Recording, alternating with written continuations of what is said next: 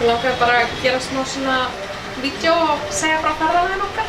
Já, við erum hérna í Indlandi og núna akkurat erum við í borg sem heitir Jodhpur. Jodhpur, já, Jodhpur. Við erum búin að fara svo víða það. Við erum hættir að muna hvað maður var. En við byrjum fyrir cirka mánuði síðan, eða ekki? Í Mumbai. Í jógafangelsi. Þannig að ég kalla það jógafangelsi, ég veit ekki hvað þú vilt kalla það. Já, ég planaði, sem sagt, mér er búið að langa að heimsækja þennan jógastað sem að góð vinkona mín sagði frá og stakkum frá við Þuri að við myndum byrja ferðalagið á því og eiginlega plönuðum við svolítið út frá því, þess vegna byrjuðum við í Mumbai. Já, og ég var nú að viðurkenna, sko, ég var nú pínlítið fljótið þarna, sko. Ég hélt ég væri að fara í svona jóga-retreat. Ég sá fyrir mig svona einhverja kettlingar að nudda mig og einhverja kjaftaði. Nei, þá var þetta bara vinna. Ég notaði aldrei orðið jóga-retreat þá. Já, ég kannski notaði það, ég misskildi þetta. Og sagði að þetta væri mjög basic, það var búið að segja mér, þetta er mjög basic. Þetta er elsti jógaskóli í heiminum. Já. Þar sem þau vilja kenna svona allt sem við kennum jóganu. Það var alveg rosalega vondur matur. Við getum verið sammála um það var rosalega vondur matur. Það var ekki bragðmikill matur. Það var satvik diet sem við vorum náttúrulega á. Það þýðir það er engin laukur, það er ekkert saft, það er engin hvítlaukur, engin krydd, þetta er bara svona... Þetta var sem sagt vont. En hérna, svo losnuðum við. Flest allt var vont, en já. Svo losnuðum við úr fangelsi. Og hérna, við reyndar kynntumst rosalega góðu fólki. Það var æðislegt að vera þarna. Þetta var besta byrjun sem við gátum hugsað okkur á ferðalaginu okkar. Já, finnst ég náttúrulega. En við kynntumst góðu fólki. Æðislegt. Já, og svo reyndar fórum við út og svo fljótlega kom Vigdís til okkur. Já, Vigdís kom eftir það. Og við vorum í Mumbai og skoðum Mumbai og það er rosalega svona intense borg. Og eiginlega náttúrulega það fyrsta sjokki sem maður fær þegar maður kemur til Indlands, það er umferðin. Það er sko, það er bara sér kapítúli útaf fyrir sig. Vissum alveg að það yrði brjáluð umferð. Já, ég meina við höfum verið þar sem er brjáluð umferð. Já, vissum alveg að Indland yrði verra en ég hélt samt að það yrði kannski auðveldara til þess að fara yfir götuna. Það væri kannski einhver stað þar sem hún stoppa. Já, nei. En þetta var sko, þetta er sko, og maður bara, ég var trúið þegar ég fer svona að ferðast með riksjó og þá bara allt í einu verð ég rosalega trúið. Það bara, ég held ég hef ekki sagt Jesús í neinu faratæki eins mikið eins og í svona riksjó. Og þess vegna eru þeir svona trúaðir einhverjum, ég held að það sé. Man líður stundum eins og þeir svona, já, setja aðeins bara á lukkuna og tilfinninguna. Já. Svona hvort það sé að koma.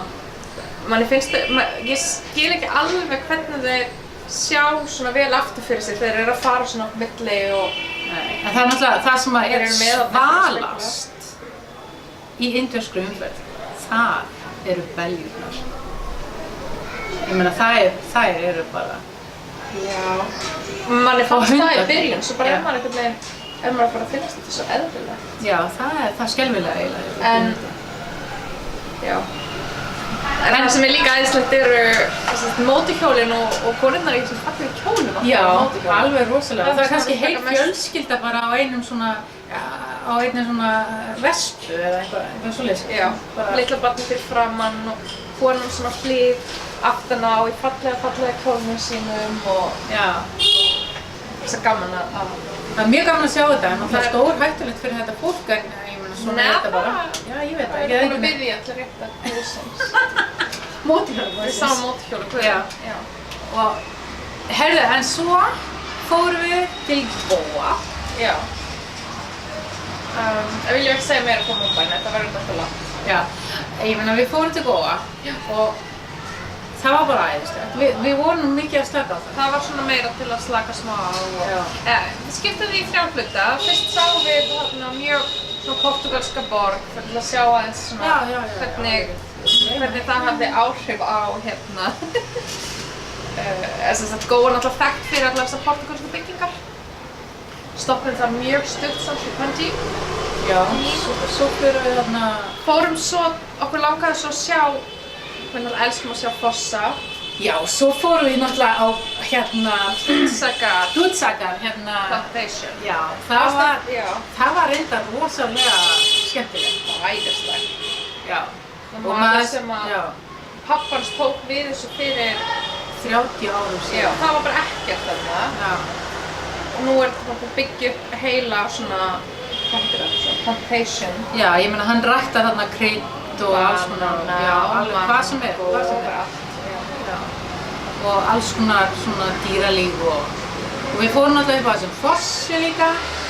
Já, vissum Dudsagar-fossin en hann sagði okkur frá öðrum fossi sem eiginlega enginn fyrir á og við löpum þangað og vorum bara aðeins þar. Það var reyndar rosalega góð. Það var æðislegt. Ég reyndar hélt að ég myndi drepast á leiðinni af því að það var svo heitt. Já, en ég vissi þetta. Þakkaði fyrir. Já, það var mjög skemmtilegt. Og svo náttúrulega sleppum við á ströndinni og það er bara, ég meina, þú veist. Á rosa fallega strönd og vorum í suðurhluta Góa þar sem erum ekki minna fólki. Já. Þannig að það var ennþá rosalega fallegar strendur og það var bara dásamlegt, mjög flott. Og náðum svona aðeins að njóta þess að verða svona brúnar eins og við erum það. Því maður er náttúrulega alltaf í síðum fötum, þannig að við fáum meir, það var bara, fengum 3 dagar þá fáum smá lit. Já. Svo förum við til Búðs og það var mjög áhugavert, það er ekki margir ferðamenn sem koma þangað. Og þar eiginlega svona verðum við virkilega að vara við, já svona við, þetta selfie-æði, eða þú veist, fólk veit endilega að taka myndir af þér.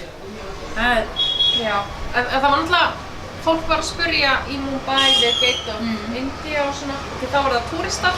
Já. Og í Búðs, það var eiginlega fyrst eins og þau þorðu ekki alveg að spurja. En svo byrjar einn og þá vilja allir fá mynd. Það er bara eins og að vera kvikmyndastjarna. Sem gerir það rosalega auðvelt fyrir okkur, því auðvitað viljum við mynda af öllu þessu fólki. Já. Það er svo æðislegt. Já, og við segjum bara, heyrðu, þú getur fengið mynd af okkur ef við fáum mynd af þér. Já, eða megum við fá líka að taka mynd. Já. Og þá er líka bara auðvitað að taka mynd af fólki. Nákvæmlega. Þegar þetta er ekkert veginn svona eðlilegt að fá að taka mynd af fólki. Já, ég er enda að stela oft myndum. En já, ég er aðeins feimnari með það. Svo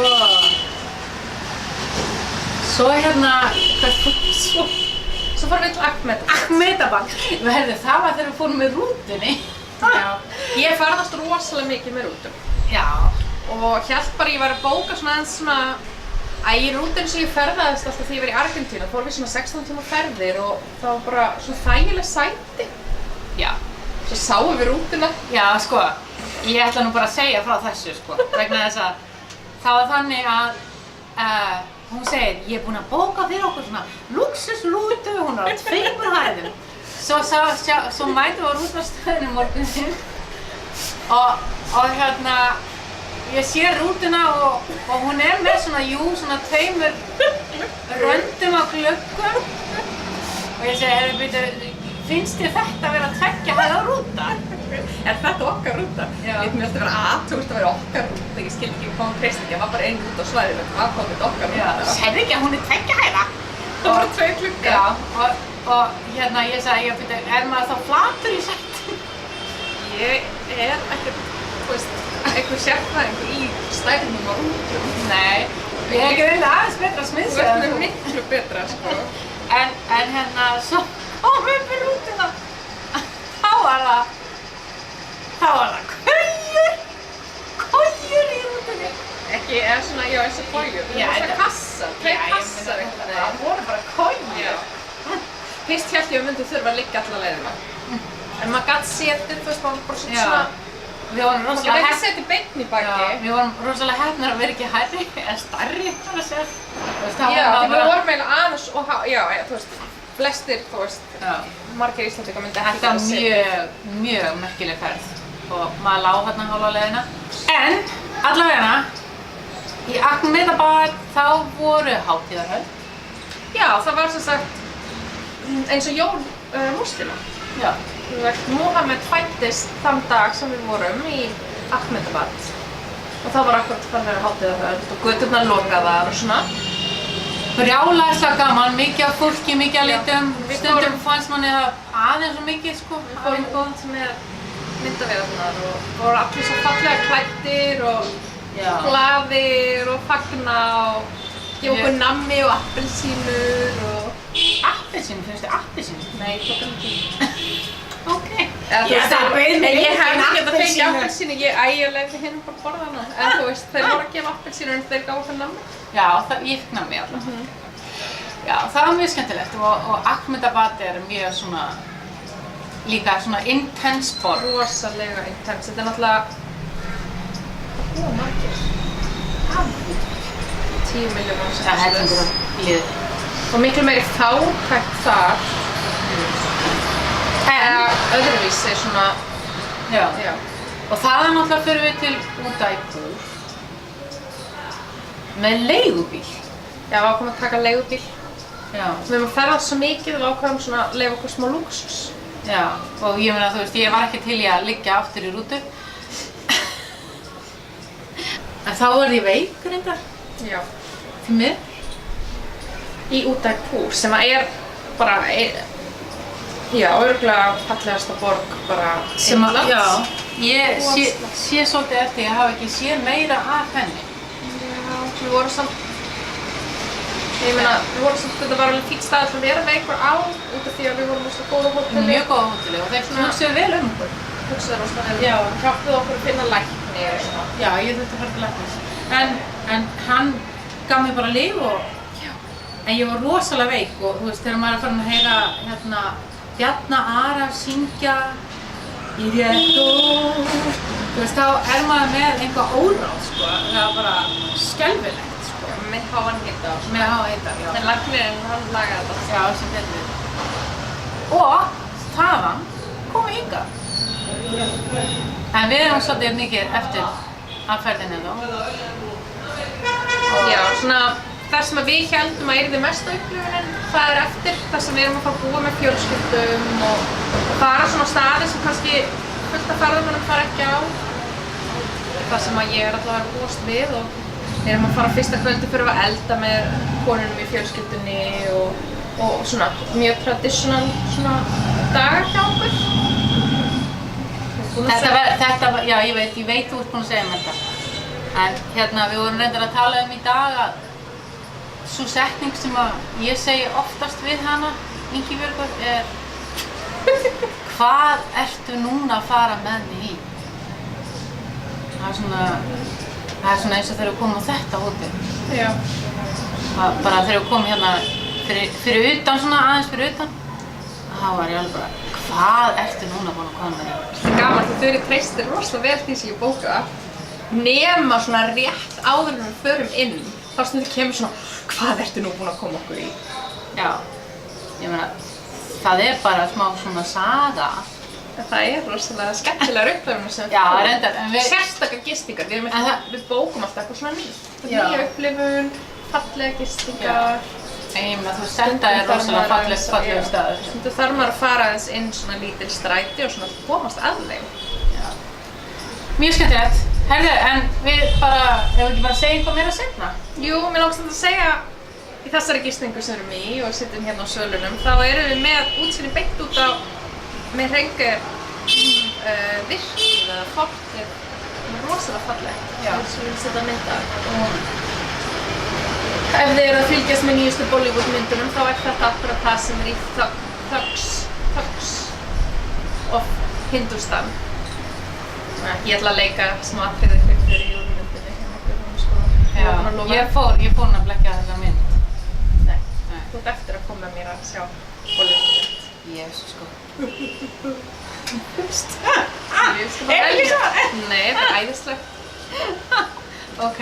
Ég veit, við förum í Jaipur, það er svona mjög sérstakt bíó og það er búið að mæla með að við kaupum hótelist í miðana. Þá fáum við alvöru upplifuna. Nei. Jú, þú varst bara að lofa að koma inn í svona. Ok, jæja. Allt í lagi.